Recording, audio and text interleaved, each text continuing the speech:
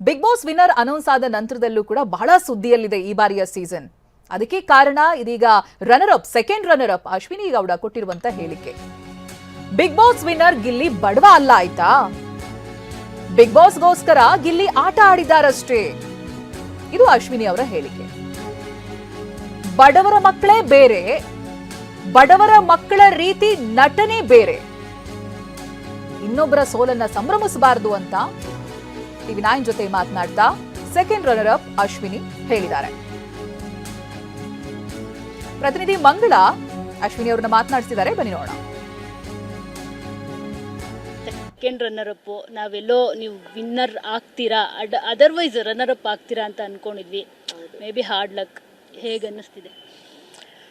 ಒಂದು ಕಡೆ ಖುಷಿನೂ ಇದೆ, ಒಂದು ಕಡೆ ತುಂಬ ಬೇಜಾರು ಇದೆ ನನಗೆ. ನೀವೆಲ್ಲ ಹೇಳಿದಾಗೆ ನಾನು ಅಂದ್ಕೊಂಡಿದ್ದೆ ಟಾಪ್ 2 ಫೈನಲಿಸ್ಟ್ಗಳಲ್ಲಿ ನಾನು ಒಬ್ಳು ಇರ್ತೀನಿ ಅನ್ನೋ ಒಂದು ಆತುರ ಆಸೆ ನನಗೂ ಇತ್ತು. ಬಟ್ ಡಿಸಪಾಯಿಂಟ್ ಆಯಿತು, ಖಂಡಿತವಾಗ್ಲೂ ಡಿಸಪಾಯಿಂಟ್ ಆಯಿತು ನನಗೆ. ಕ್ಯಾಪ್ಟನ್ ಯಾರು ಆಗಬಾರ್ದು, ನಾವೇ ಆಗಬೇಕು ಅನ್ನೋದು ಇರುತ್ತೆ. ಆದರೆ ನಿಮ್ಮ ಕ್ಯಾಪ್ಟನ್ಸಿ ಟಾಸ್ಕ್ ಬಂದಾಗ ಗಿಲ್ಲಿ ಅವರು ಒಂದು ಮಾತು ಹೇಳ್ತಾರೆ, ಯಾರಾದರೂ ಪರವಾಗಿಲ್ಲ ಅಶ್ವಿನಿ ಗೌಡ ಅವರು ಆಗಲೇಬಾರ್ದು, ನನಗೆ ಅವ್ರು ಆಗೋದು ಇಷ್ಟ ಇಲ್ಲ ಅಂತ ಹೇಳ್ಬಿಟ್ಟು ಈವನ್ ರಾಶಿಕಾ ಅವರು ಅದಕ್ಕೆ ಕೈ ಜೋಡಿಸ್ತಾರೆ. ನಿಜವಾದ ಈಗ ಎಲ್ಲರೂ ಹೇಳ್ತಾರೆ ಬಡವ್ರ ಮಕ್ಕಳು ಗೆಲ್ಲಬೇಕು, ಇದೇನೋ ಬೇರೆ ಏನೇನೋ ಆಗಿದೆ ಹೊರಗಡೆ. ಬಟ್ ನಾವು ಪ್ರಶ್ನೆ ಮಾಡ್ಕೋಬೇಕಲ್ವಾ, ಇದು ನಿಜಾನಾ? ಇದು ವ್ಯಕ್ತಿತ್ವಗಳ ಆಟ ಅಂತ ಆದಾಗ ಹಾಗಾದರೆ ನೀವು ಬಡವ್ರ ಮಕ್ಕಳು ಅಂತ ಹೇಳಿ ನೀವು ಅದು ಟ್ಯಾಗ್ಲೈನ್ ಕೊಡುವಾಗ ನಿಜವಾಗ್ಲೂ ಬಡವ್ರ ಮಕ್ಕಳಿಗೆ ನೀವು ಆ ಕಪ್ಪನ್ನು ಕೊಟ್ಟಿದ್ದೀರಾ? ಆ ಸಾರ್ಥಕತೆ ಇದು ನಿಮ್ಮಲ್ಲಿ ಇದೆಯಾ? ಹಾಗಾದರೆ ಬಡವ್ರ ಮಕ್ಕಳು ಅನ್ನೋದು ಬೇರೆ, ಬಡವ್ರ ಮಕ್ಕಳು ಅನ್ನೋ ಹಾಗೆ ನಟನೆ ಮಾಡಿಕೊಂಡು ಜೀವಿಸೋದು ಬೇರೆ. ಇದಕ್ಕೆ ತುಂಬಾ ವ್ಯತ್ಯಾಸ ಇದೆ. ಹಾಗಾಗಿ ನನಗೇನು ಅದು ಅನ್ನಿಸ್ಲಿಲ್ಲ. ಸೊ ಆಟಕ್ಕೋಸ್ಕರ ಅವ್ರು ಏನು ಆಟ ಆಡಬೇಕೋ ಆಟ ಆಡಿದ್ದಾರೆ. ಫೇಕಾಗಿ ಆಟ ಆಡಿದ್ರು, ರಿಯಲಾಗಿ ಆಟ ಆಡಿದ್ರು, ಜನ ಮೆಚ್ಚಿದ್ದಾರೆ. ಅಷ್ಟೇ ನಾನು ಹೇಳಕ್ಕೆ ಇಷ್ಟಪಡ್ತೀನಿ. ಗಿಲ್ಲಿ ಅಂತ ಅಂದರೆ ಏನು ಹೇಳ್ತೀನಿ? ಗಿಲ್ಲಿ ಬಗ್ಗೆ ಏನು ಹೇಳೋಣ ನಾವು. ನನಗೆ ಅವ್ರ ಕುಟುಂಬದ ಬಗ್ಗೆ ತುಂಬ ಗೌರವ ಇದೆ. ಅವ್ರ ತಂದೆ ತಾಯಿ ನಂಗೆ ತುಂಬಾ ಇಷ್ಟ, ಎಸ್ಪೆಷಲಿ ಸವಿತಮ್ಮ ತುಂಬ ಪ್ರೀತಿ. ನಂಗೆ ಗೊತ್ತಿಲ್ಲ, ಬಟ್ ಇದು ಆಟದ ವಿಚಾರದಲ್ಲಿ ನಾನು ಹೇಳಲೇಬೇಕು, ಇದು ಯಾವುದು ವೈಯಕ್ತಿಕ ಅಲ್ಲ. ಗಿಲ್ಲಿ ಬಡವ ಅಂತ ಅಂದ್ಕೊಂಡು ಅವ್ನು ಏನು ಬೇರೆ ಕಂಟೆಸ್ಟೆಂಟ್ಸ್ನ ನೋಡ್ಕೊಂಡು ಬಂದಲ್ಲ ಆಟ ಆಡ್ತಿದ್ದ, ಬಡವ್ರ ಮಕ್ಳು ಗೆಲ್ಲಬೇಕು ಎಲ್ಲ ಹೇಳ್ತಾ ಇದ್ರಂತೆ. ಸೊ ಹೀಗಾಗಿ ಗಿಲ್ಲಿ ಬಡವ ಅಲ್ಲ. ಸೊ ಹಾಗಾಗಿ ಆ ರೀತಿ ಎಲ್ಲ ಭ್ರಮೇಲಿ ದಯವಿಟ್ಟು ಬದುಕಬೇಡಿ. ಆಮೇಲೆ ಬಿಗ್ ಬಾಸ್ ಆಟಕ್ಕೆ ಬಡವರು ಶ್ರೀಮಂತರು ಅಂತ ಏನಿಲ್ಲ, ನಮ್ಮ ವ್ಯಕ್ತಿತ್ವ ಅಷ್ಟೇ ಆಟ. ನಿಜವಾಗ್ಲೂ ಯಾರು ಡಿಸರ್ವಿಂಗ್ ಅವ್ರಿಗೆ ಮಾತ್ರ ಕಪ್ ಸಿಗಬೇಕು. ಇಲ್ಲಿ ನೀವೇ ಅದನ್ನ ಇದು ಮಾಡಬೇಡಿ ಅಂತ ನಾನು ರಿಕ್ವೆಸ್ಟ್ ಮಾಡ್ಕೋತೀನಿ. ಇದಿಷ್ಟು Bigg Boss second runner up Ashwini Gowda ಅವರ ಮಾತು. ಕ್ಯಾಮ್ರಾ ಪರ್ಸನ್ ಜಗನ್ ಜೊತೆ ಮಂಗಳರಾಜ್ ಗೋಪಾಲ್, TV9 ಬೆಂಗಳೂರು. ಅಶ್ವಿನಿ ಗೌಡ ಅವರು ಮಾತನಾಡಿದ್ದನ್ನ ಕೇಳಿಸ್ಕೊಂಡ್ರಿ. ಈ ಮಾತಿಗೆ ಗಿಲ್ಲಿ ನಟ ಕೌಂಟರ್ ಕೊಟ್ಟಿದ್ದಾರೆ. ನಾನ್ ಬಡವ ಅಂತ ಎಲ್ಲಿನೂ ಹೇಳಿಲ್ಲ, ಬನಿಯನ್ ಹಾಕಿದ್ದನ್ನ ನೋಡಿ ಬಡವ ಅನ್ನೋಕಾಗಲ್ಲ, ನಾನು ನಿಜವಾಗ್ಲೂ ಶ್ರೀಮಂತನೇ ಅಂತ ಗಿಲ್ಲಿ ಹೇಳಿದ್ದಾರೆ. ಅಂದ್ರೆ ಇಷ್ಟು ಜನರನ್ನ ಸಂಪಾದಿಸಿರೋ ಶ್ರೀಮಂತ ನಾನು ಅಂತ ಹೇಳಿದ್ದಾರೆ.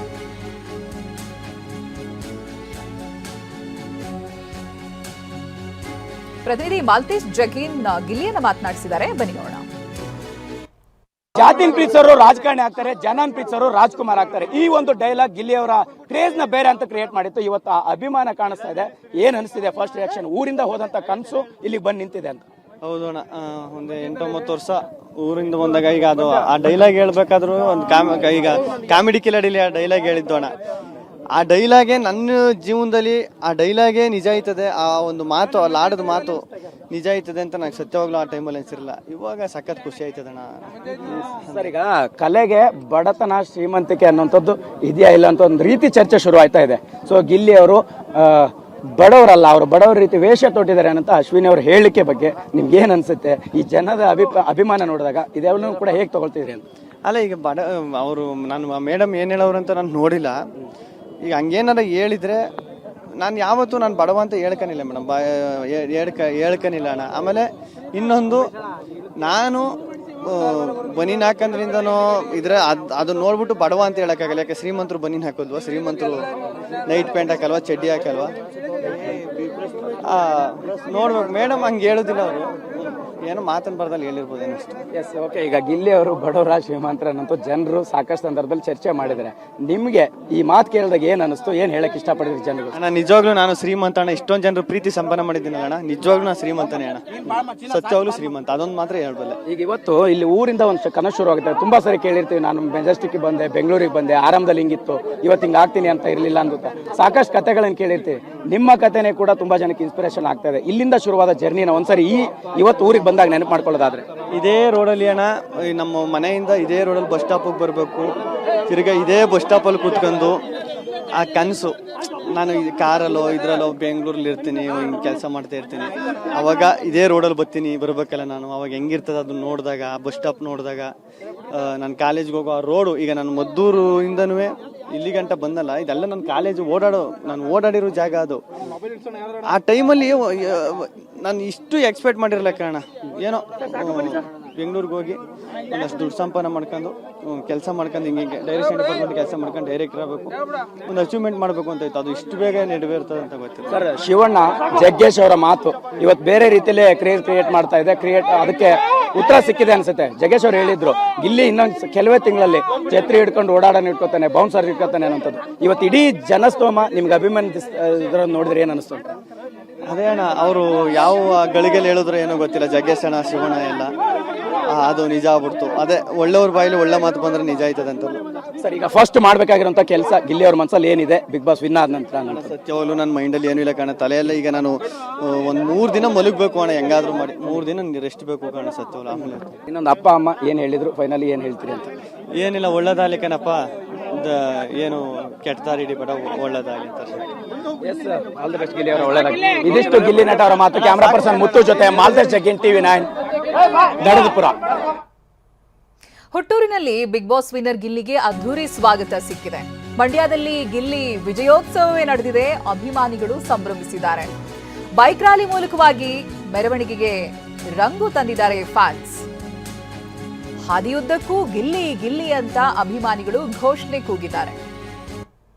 ಮಳವಳ್ಳಿ ಹೈದನಿಗೆ ಅದ್ಧೂರಿ ಸ್ವಾಗತ ಸಿಕ್ಕಿದೆ. ಬಿಗ್ ಸ್ಟಾರ್ಗಳೆಲ್ಲ ಬರುವಾಗ ಒಂದು ದೊಡ್ಡ ಸಿನಿಮಾ ರಿಲೀಸ್ ಆಗಬೇಕಾದ್ರೆ ಇಂಥ ಅಭಿಮಾನಿಗಳು ದಾರಿಯುದ್ದಕ್ಕೂ ನಿಂತು ಜೈಕಾರ ಕೂಗೋದನ್ನ ನೋಡಿರ್ತೀರಿ. ಬಟ್ ಬಿಗ್ ಬಾಸ್ ಸ್ಪರ್ಧಿ ಗಿಲ್ಲಿ ವಿನ್ ಆಗಿ ಬರ್ತಾ ಇದ್ದ ಹಾಗೆ ಅಷ್ಟರ ಮಟ್ಟಿಗೆ ಅಭಿಮಾನಿಗಳು ನಿಂತು ಹುಟ್ಟೂರಿಗೆ ಸ್ವಾಗತಿಸಿದ್ದಾರೆ.